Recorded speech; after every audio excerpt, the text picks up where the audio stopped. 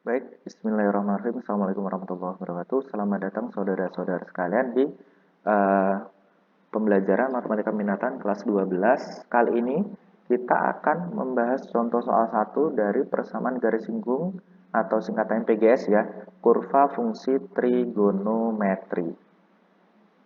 Baik, contoh soal yang pertama silahkan diperhatikan seperti ini ya. Diminta menentukan PGS kurva fx sama dengan 2 cos x pada titik x pada titik pi per 3,1 ya. Bagaimana caranya? Silahkan diperhatikan baik-baik. Pertama kita identifikasi elemen dari titik singgungnya ya. Titik singgungnya kan pi per 3,1, maka x1-nya itu pi per 3, y1-nya itu 1, seperti ini. Nanti ini kita pakai untuk rumus PGS-nya kan dimasukkan, disubstitusikan.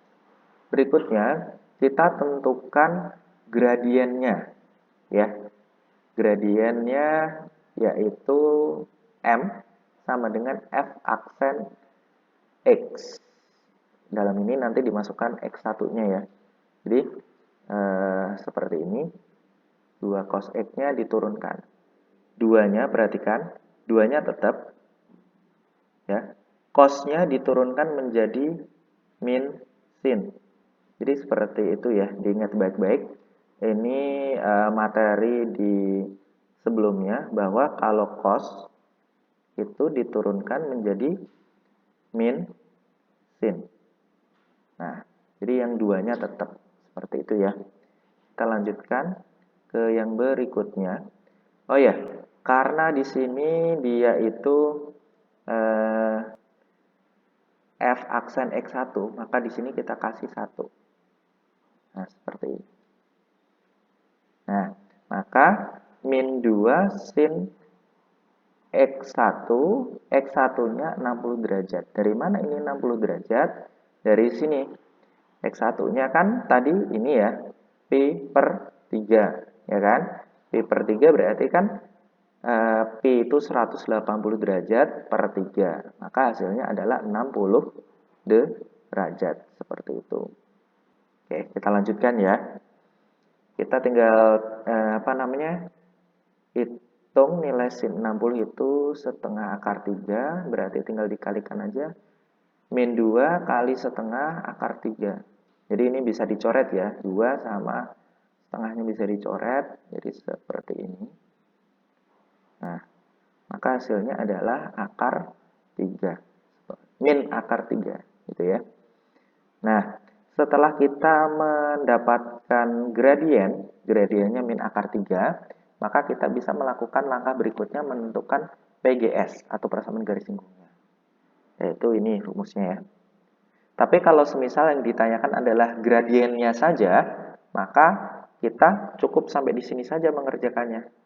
Nah, kita nggak perlu ini juga nggak apa-apa. Y1-nya nggak tahu juga nggak apa-apa. Yang kita perlu adalah X1 kalau gradien. Ya, seperti itu.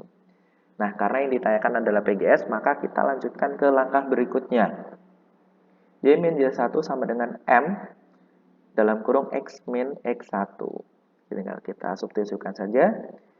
Y kita tulis min, tulis Y1. Y1-nya adalah ini ya. Y1-nya 1, kita tulis 1 sama dengan M. M-nya adalah dari sini. Min akar 3. Ya. Dalam kurung X-nya ditulis, min-nya juga ditulis. Ya, tanda kurangnya. X1-nya dari sini. Pi per 3. Nah, sesudah sampai sini, apa yang perlu kita lakukan?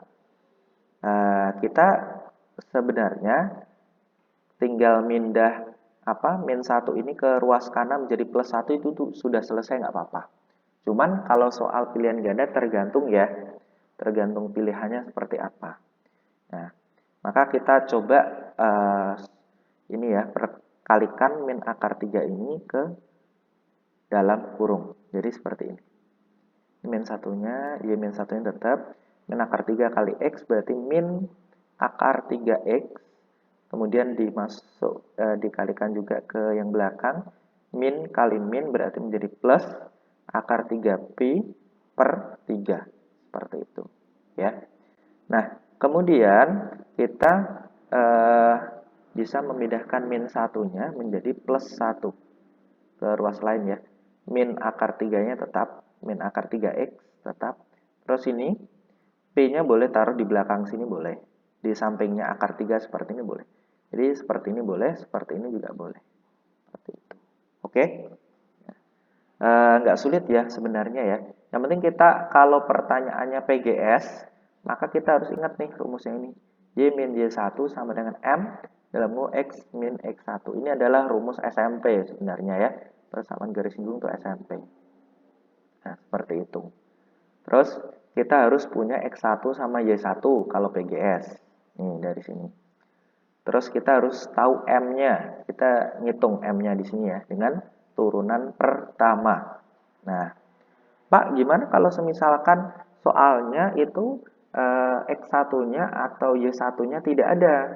Jadi nanti kita harus melakukan langkah tambahan. Contohnya seperti ini. Perhatikan contoh satu yang tipe lain ya. Ini ya.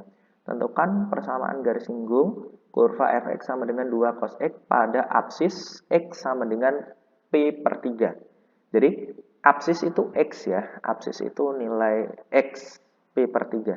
Nah kita kan kalau yang ditanyakan PGS kan harus punya x1 sama y1 ya. Nah kita baru punya x1-nya aja, apsisnya yang ini.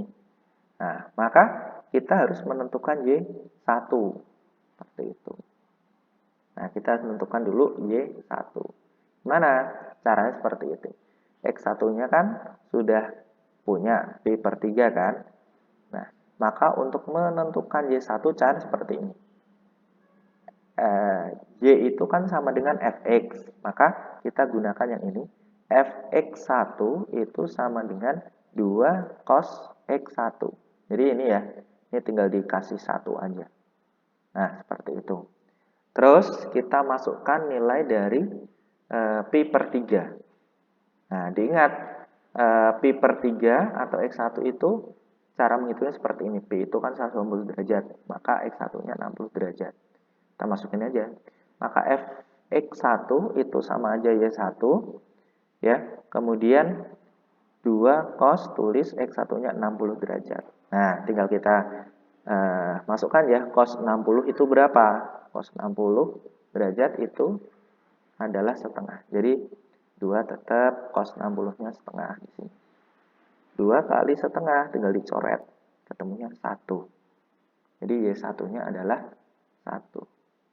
Oke. Setelah ketemu sampai di sini, ketemu X1 sama Y1, berarti kan sudah sampai sini ya, sama dengan yang sebelah kiri ini ya. Maka langkah berikutnya kita lakukan sama persis. Jadi begini langkah berikutnya. Persis sama dengan yang ini ya. Nah, kita tentukan. Jadi ya kalau seperti ini, misalkan cuma punya X1-nya aja atau punya absisnya aja, maka cari dulu Y1, kemudian cari apa namanya ini? Gradiennya, kemudian masukkan ke persamaan garis singgungnya. Dah seperti itu. Cukup itu yang saya sampaikan untuk contoh soal yang pertama. Semoga mudah untuk dipahami. Kalau ada yang masih kurang paham boleh ditanyakan. Terima kasih atas perhatiannya. Assalamualaikum warahmatullahi wabarakatuh.